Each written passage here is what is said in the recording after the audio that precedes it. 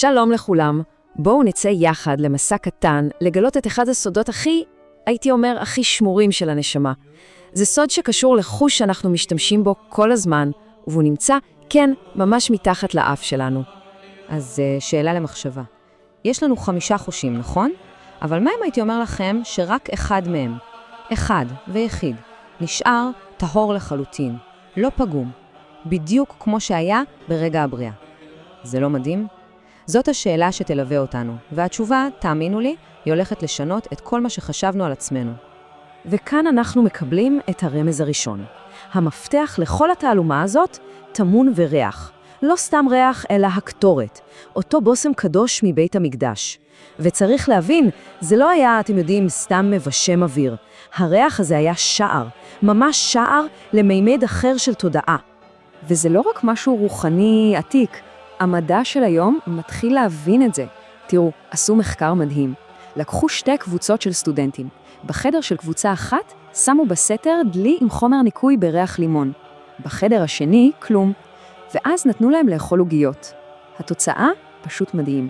בחדר עם ריח הלימון, הסטודנטים ניקו אחריהם את הפירורים בצורה כמעט מושלמת. בלי שאמרו להם כלום. הם בכלל לא היו מודעים למה שגרם להם לעשות את זה. הריח פשוט עקף את המוח הרציונלי שלהם, ודיבר ישר לתת מודע. זאת בדיוק הנקודה. ריח הוא שפה סודית, שפה שהנשמה היא פשוט מבינה. וכאן אנחנו נוגעים בלב העניין. זה משהו שחכמינו יודעו כבר לפני אלפי שנים. המשפט הזה מהגמרא הוא פשוט הכל. איזהו דבר שהנשמה נהנית ממנו, ואין הגוף נהנה ממנו, הוי אומר, זה הריח. תחשבו על זה רגע. אוכל, מוזיקה, נוף, יפה, כל אלה הנאות שהגוף שותף להן. אבל ריח? ריח זה משהו אחר לגמרי. זה המזון הבלעדי של הנשמה. הוא עוקף את כל המערכות הגופניות ופשוט מזין ישירות את המהות הכי פנימית שלנו. וזה אפילו מגובה ביולוגית, זה לא רק רעיון ארטילאי. תראו, כל החושים שלנו, ראייה, שמיעה, טעם, מגע, כל המידע מהם חייב לעבור דרך תחנת ממסר במוח. מין פקיד קבלה כזה שנקרא תלמוס. הוא מסנן, הוא מאבד, הוא מחליט מה חשוב. אבל חוש הריח הוא היחיד שמדלג על השומר הזה. הוא פשוט נכנס ישר, בלי פילטרים, למרכזי הזיכרון והרגש הכי עמוקים שלנו. זה פשוט כביש מהיר, קו ישיר אל תוך הנשמה. ועכשיו אנחנו מגיעים לתגלית המרעישה באמת. למה? למה דווקא חוש הריח כל כך טהור? התשובה חוזרת אחורה עד לחטא עץ הדעת. תחשבו על זה. חווה ראתה שהעץ טוב למאכל, היא שמעה את הנחש, היא נגעה בפרי, היא טעמה ממנו. כל החושים השתתפו בחטא.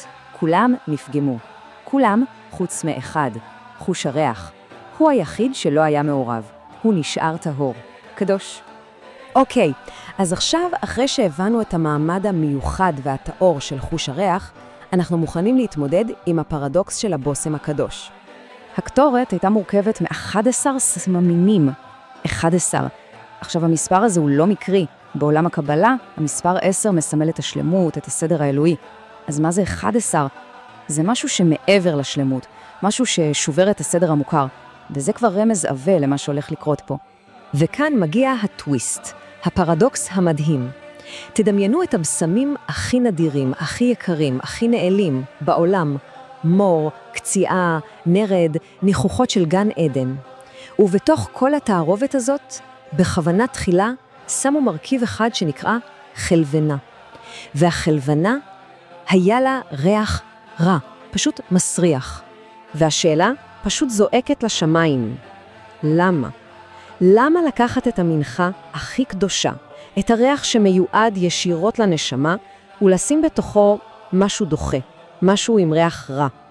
התשובה לשאלה הזאת היא לא רק על בשמים, היא על החיים של כל אחד ואחת מאיתנו.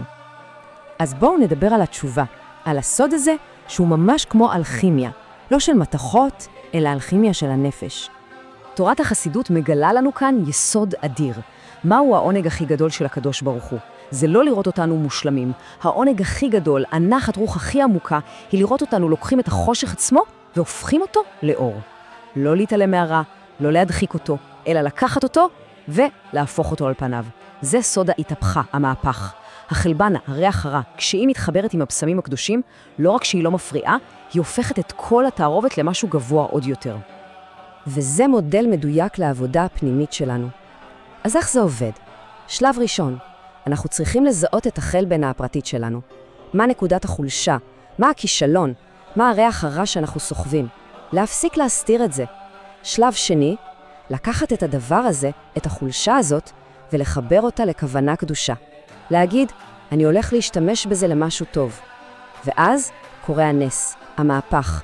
אותו מקום חשוך הופך להיות המנוע, המקור של האור הכי גדול שלנו. וזה בדיוק מה שעומד מאחורי המשפט המטלטל הזה. במקום שבעלי תשובה עומדים, צדיקים גמורים אינם יכולים לעמוד. למה? כי צדיק גמור הוא תמיד היה בסדר, הוא תמיד היה באור. אבל בעל התשובה שם משהו שאף אחד אחר לא יכולה לעשות. הוא ירד לחושך, לקח אותו בידיים והפך אותו לאור. הוא יצר משהו חדש בעולם. הוא יצר נחת רוח שאין דומה לה. טוב, אז דיברנו גבוהה, אבל איך אנחנו לוקחים את הרעיון העצום הזה ומכניסים אותו ליום-יום שלנו? איך אנחנו חיים את הנס הזה? אז זהו, שגם היום, בלי בית מקדש פיזי, כל אחד מאיתנו מקטיר קטורת. בכל פעם שעולה בנו כעס, ואנחנו עוצרים לרגע והופכים אותו לסבלנות, זאת קטורת. כשיש לנו משימה משעממת, כפויה טובה, ואנחנו מחליטים לעשות אותה בשמחה מתוך תחושת שליחות, זאת קטורת. כשאנחנו לוקחים כישלון מהעבר, במקום להתבייש בו, אנחנו משתמשים בו כמקפצה לעשות משהו טוב, זאת הקטרת קטורת. כל מהפך קטן כזה, מהחושך הפרטי שלנו לאור, זה הריח הכי יקר שעולה לשמיים. ופה אנחנו סוגרים את המעגל. המילה קטורת בארמית באה מהמילה קשר. קשר, חיבור. כל העבודה הזאת, כל האלכימיה הזאת של ההפכת החושך לאור, היא בסך הכל כדי לגלות מחדש את הקשר, את החיבור הפנימי והבלתי ניתן לניתוק שלנו עם המקור. קשר שאף פעם, אבל אף פעם לא נעלם. וזאת אולי האמת הכי חשובה שצריך לקחת מכל זה. המעטפת החיצונית שלנו אולי סדוקה. המעשים שלנו לא תמיד מושלמים, אבל עמוק בפנים, בגרעין, במהות. כל נשמה היא חלק אלוה ממעל ממש, טהורה, נצחית, בלתי ניתנת להשחתה. והקטורת, אותו ריח שעוקף את כל השכבות החיצוניות, הוא התזכורת שלנו לאמת הזאת. אז זה משאיר אותנו עם שאלה שכל אחד מאיתנו צריך לשאול את עצמו, מה החלבנה שלי? איזה חלק בצל של עצמנו אנחנו נבחר להאיר דווקא היום, ואיך נהפוך אותו לניחוח הכי מיוחד שלנו?